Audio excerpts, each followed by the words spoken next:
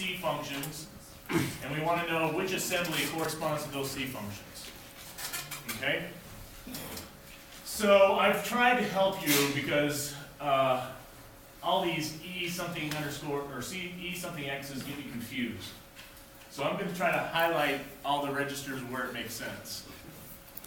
So here we're moving variable A into EDX. Here we move variable B into EAX. The compare is essentially doing a subtraction of the second argument minus the first, and setting the associated flags in the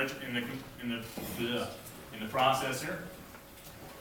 So this is saying if B is greater than or equal to A, jump to label 6.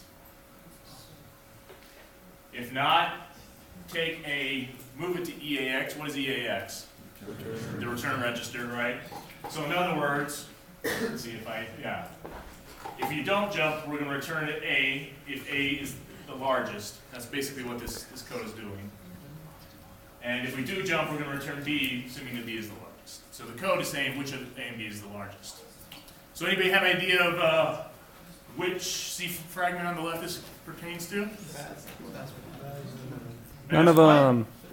Tell me for 1. Tell me for 2. Tell me for 3. None of the above.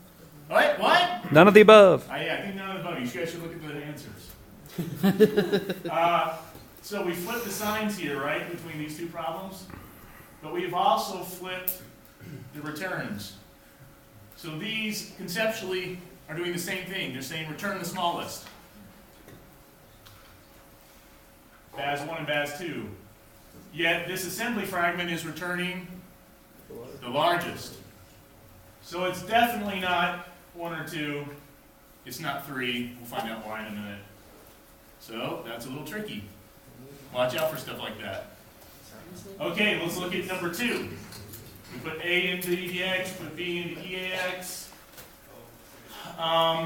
We are now subtracting B from A. Isn't that really confusing? Okay, what is JB? Jump below. What? Jump below. Unsigned below. Do unsigned. Unsigned. Unsigned. That's probably the thing you need to, well, below is good, but you need to remember unsigned. So this is doing an unsigned compare.